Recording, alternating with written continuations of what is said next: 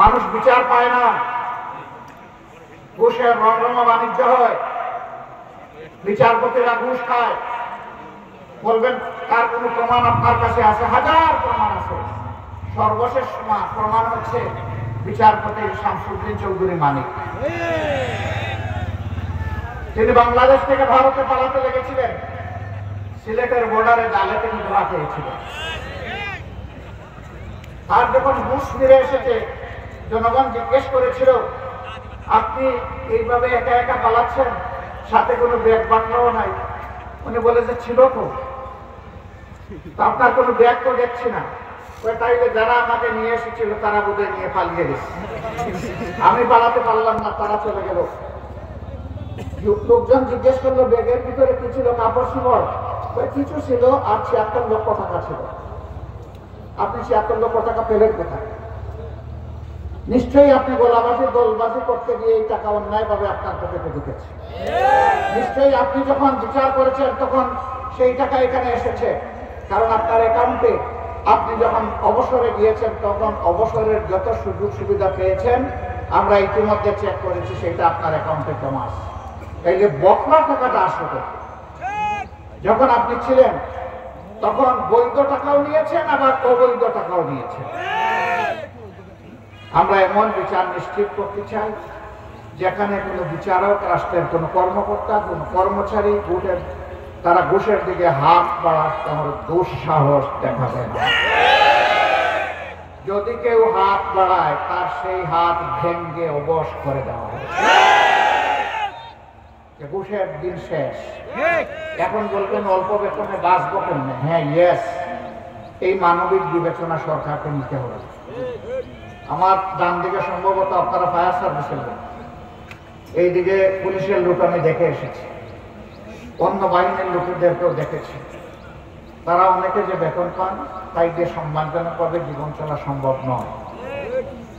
বিভিন্ন চাকরিতে, পেশাতে যারা নিয়োজিত আছেন সরকারি চাকরিতে, তাদের পক্ষে এটা সম্ভব নয়।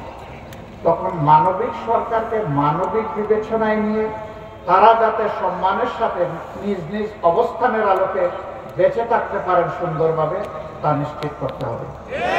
সুতরাং সেখানে বেতন এবং সুবিধা সমন্বয় ঘটাতেই হবে। আজকে এটা না ঘটানোর কারণে এই লোকেরা, মাফ করবেন আমাকে, ওনারা যদি কারো হাত থেকে ২০০ টাকা নেয় এটা এমন কিছু না, কিন্তু উপরে যারা বসে আছে এক কলমের কোথায় মিলিয়ন মিলিয়ন টাকা বাংলাদেশ থেকে চলে যায়। যদি তাদেরকেও সম্মানজনক ভাবে প্রোভাইড করে বলা হতো সাধু সাবধান, হাত দিবেন না ডানে কিংবা বামে, শুধু সিরাতুল মুস্তাকিম সামনে দেখবেন, আগামী মাসের ১ তারিখ যেটা পাবেন ওটার উপরেই সন্তুষ্ট থাকবেন, ডানে বামে তাকাবেন না, তখন নিশ্চয়ই তারা তাকাবেন না। কারণ তারা সম্মানজনক ভাবে বাঁচার তারা নিশ্চয়তা পেয়েছেন সমাজ থেকে, রাষ্ট্র থেকে, সরকার থেকে। ইনশাআল্লাহ মানবিক সরকার সেই দায়িত্ব পালন করবে।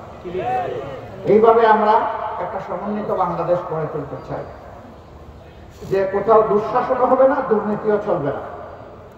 এই দুই অপদার্থ ক্যান্সারকে সমাজের যদি আমরা সমাজ থেকে তাড়াতে না পারি, তাহলে স্বপ্নের বাংলাদেশ কেউ কোনোদিন গড়তে পারবে না। এই দুঃশাসন এবং দুর্নীতিকে যে কোনো মূল্যে সমাজ থেকে নির্মূল করতে হবে ইনশাআল্লাহ। আজকে খুশি হয়েছে এখানে যখন বসলাম দেখলাম একটু বৈষম্য আছে। আমাদেরটা লাল, আপনাদেরটা নীল, এটা একটা বৈষম্য। আপনাদের পায়ের নিচে দেখেন নীল আছে, আমাদের এটা লাল আছে। আপনারা নিচে বসেছেন, আমরা উপরে, কিন্তু আল্লাহ তাআলা একটা সমতা এনে দিয়েছেন। এবার সূর্য আমাদের দিকে, আপনাদের দিকে না। আমার পাশের একজন বন্ধু আমাকে বললেন একটা ছাতা দিব কিনা, আমি মনে মনে ভাবতেছি কত ছাতা দেব। এখন তো বৈষম্য বিরোধী আন্দোলন চলতেছে এবং আমরা সবাই বৈষম্যের পক্ষে, তাই না? আল্লাহ তাআলা দুই দিক থেকে কিছু সমতা এনে দিয়েছেন, এই জন্য আলহামদুলিল্লাহ। আমরা ইনশাআল্লাহ সেই বৈষম্যের সমাজ গড়বো, এটা আমরা অঙ্গীকার করব। তাহলেই ২০০৯ সালে ২৫ এবং ২৬শে ফেব্রুয়ারি ঢাকার পীরখানায় ৫৭ জন কমিটির সেনা অফিসারকে হত্যা করার মধ্য দিয়ে যে হত্যা, ধর্ষণ, গুম এবং লুটের সংস্কৃতি আর রাজনীতি শুরু হয়েছিল, তার খবর রচনা হবে ইনশাআল্লাহ। আর আমাদের সন্তানেরাও রাজপথে নেমে একটাই স্লোগান দিয়েছে, উই ওয়ান্ট জাস্টিস। আমরা বৈষম্য চাই না, আমরা ন্যায় বিচার চাই। আমরা শহীদদের আত্মাকে কথা দিচ্ছি, আল্লাহ তাআলাকে কথা দিচ্ছি, শহীদদের বেঁচে থাকা আপনজনকে কথা দিচ্ছি, আহত বঙ্গু ভাই বোনদেরকে কথা দিচ্ছি, তোমাদের স্বপ্নের সেই সাম্যের বাংলাদেশ গড়ার জন্য আমরা অঙ্গীকারবদ্ধ। এতে যদি আরো বছর লাগে অপেক্ষা করতে রাজি আছে, কিন্তু লড়াই ছেড়ে দেব না। এই লড়াই আমাদের অব্যাহত থাকবে।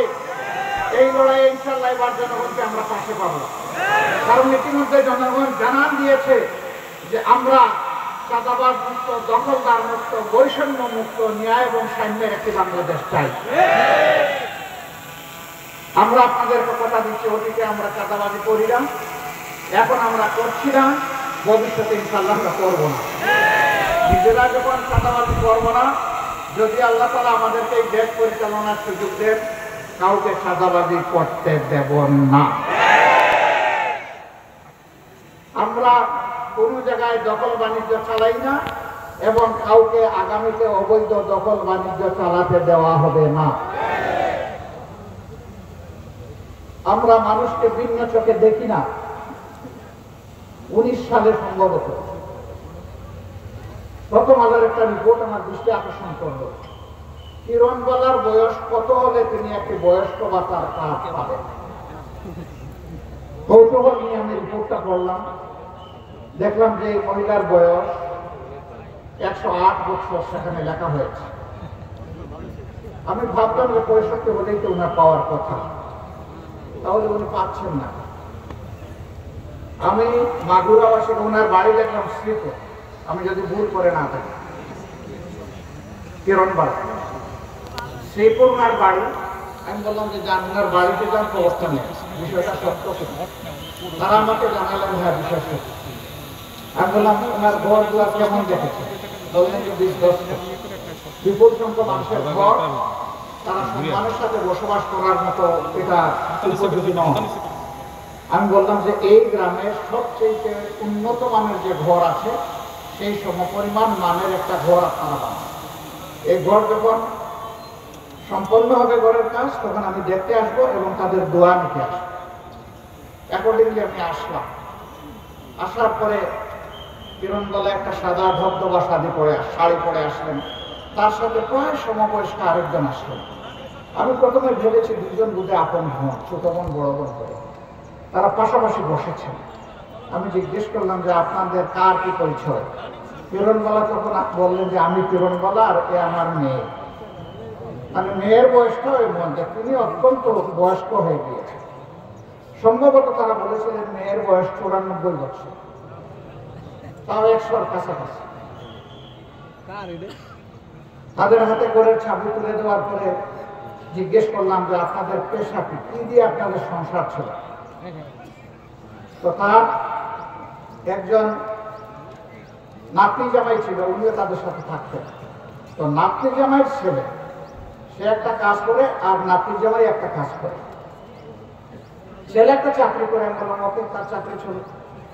আর নাতনি জামাই একটা পেশায় গিয়েছে। আমি বললাম যে এই পেশাটাকে আরো শক্তিশালী করতে হলে কি করা লাগবে। তারা একটা পরামর্শ দিলেন। আমরা ওখানে বসেই একটা সিদ্ধান্ত নিলাম এবং তাদের হাতে তুলে দিলাম। আমি সেদিন দেখি নাই উনি কোন ধরনের, আমি দেখেছি তিনি আমার একজন মায়ের মতো। আমি একজন মায়ের পেট থেকে দুনিয়া এসেছি, তিনিও কতিপয় সন্তান সন্ততির জন্ম দিয়েছেন। সুতরাং মায়ের জাতকে সম্মান করে এটা ছিল আমার দায়িত্ব। এইটা নিয়ে পত্র পত্রিকায় কোনো প্রচারণা চালাইনি, কারণ এই কাজটা বাহাবা পাওয়ার জন্য করি। এই কাজটা মনের নৈতিক অনুভূতি বা মানবিক দায়বদ্ধতার দিক থেকে আমরা করতে বাধ্য হয়েছিলাম। আমরা সরকারে ছিলাম না, বরঞ্চ সরকারে কারা ছিল জানেন তো? আমাদেরকে হাইকোর্ট, সুপ্রিম কোর্ট কিছুই দেখানো বাকি রাখে নাই, তারা সরকারে ছিল। আমরা বলি নাই যে এটা সরকার করুক, এই দাবিও তুলি নাই। সরকার দেখে নাই, সরকারের চোখে স্টিলের চশমা ছিল, আমাদের চোখে কোনো চশমা নাই, খালি চোখে আল্লাহ আমাদেরকে দেখার যে সুযোগ দিয়েছেন, এই জন্য আলহামদুলিল্লাহ সেই শুক্রেই আমরা আদায় করেছি।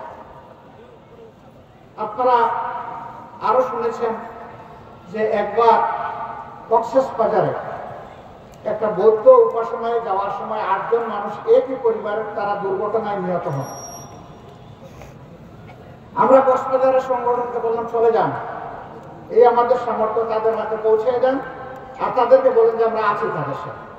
তারা যেন আমাদেরকে তাদের পরিবারের সদস্য মনে করে। বেঁচে আছেন মাত্র একজন, সবাই মারা গেছে এক পরিবারে। ওনাকে বললাম যে এখন আপনি আমাদের পরিবারের সদস্য, আমরা দেখি নাই তিনি কোন ধর্ম, কারণ জামাতে ইসলামের সকল ধর্মকে সম্মান করে। ধর্ম বাছাই করার অধিকার প্রত্যেকটি নাগরিকের একক অধিকার, ধর্ম চাপিয়ে দেওয়ার অধিকার কারো নেই। সম্মানিত ভাইয়েরা, এবারকার এই পরিবর্তনের পরে আপনারা লক্ষ্য করেছেন সকল ধর্মের উপাসনালয় আমরা আমাদের ভলান্টিয়ারদেরকে বলে দিয়েছি, যান পাহারা দেন, মানুষের জীবন, সম্পদ এবং ইজ্জত এই তিনটার পাহারা দেন। একেবারে অনবরত মুষলধারে বৃষ্টি পড়ছে, আবার মাঝে মাঝে রোদ উঠছে। ওই বৃষ্টিতে ভিজে যাকে যেখানে বসা হয়েছিল সে একজন সেখান থেকে নড়ে যায়। বলা হয়েছে যার যত সময় সেখানে দায়িত্ব পালনের কথা তিনি তত সময় সেখানে স্টিলের মতো দাঁড়িয়ে থাকবেন। শুধু ব্যতিক্রম খাওয়া এবং নামাজ, এই দুইটার জন্য আপনারা সুযোগ পাবেন, বাকিটা আপনাদেরকে দাঁড়িয়ে পাহারা দিতে হবে। আলহামদুলিল্লাহ বড় কোনো দুর্ঘটনা ঘটে নাই। তবে রাজনৈতিকভাবে যারা অতিরিক্ত দলবাস ছিলেন, মানুষকে বিভিন্নভাবে কষ্ট দিয়েছেন, মানুষ তাদের অনেকের উপর থেকে কিছু প্রতিশোধ নিয়েছে। আমরা নেই, আমাদের সংগঠন নেই, আমাদের সহকর্মীরা নেই, সাধারণ মানুষ নিয়েছে।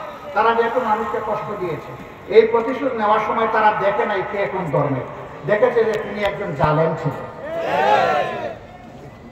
ওটা ধর্ম বিবেচনা করে কাউকে আঘাত করে না। তারপরে আমরা এটাকেও সমর্থন করি না। কেন করি না? আমরা বিশ্বাস করি আইন যদি মানুষ হাতে তুলে নেয় প্রত্যেকে, এই রাষ্ট্রে কোনো শৃঙ্খলা থাকবে না। আমরা শৃঙ্খলার পক্ষে। আমরা বলেছিলাম যে আমরা নিজেরা কোনো প্রতিশোধ নেব না, তবে আমাদের উপর যে জুলুম করা হয়েছে, গুম যা করা হয়েছে, লুণ্ঠন করা হয়েছে, আমরা এগুলা প্রতিকার চাইব, কিন্তু সেটা আইনের মাধ্যমে চাইব। সারা দেশে আমরা আমাদের সহকর্মীদেরকে নির্দেশ দিয়েছিলাম মামলা দায়ের করতে গিয়ে সাবধান, শতবার চিন্তা করে মামলা দায়ের করবেন। একজন নিরীহ নিরপরাধ মানুষ যেন আমাদের মামলার আসামি না হয়। 10 জন ঠিক আছে, একজন ভুল, এই একজনের কারণে আল্লাহ আমাদের কাছে আসবেন না, শাস্তি দিয়ে দেবে। আমরা তাই চেষ্টা করেছি। এই জন্য আমাদের দায়ের করা মামলাগুলোতে 500, 700, 1000 আসামি কোথাও তারা খুঁজে পাবে।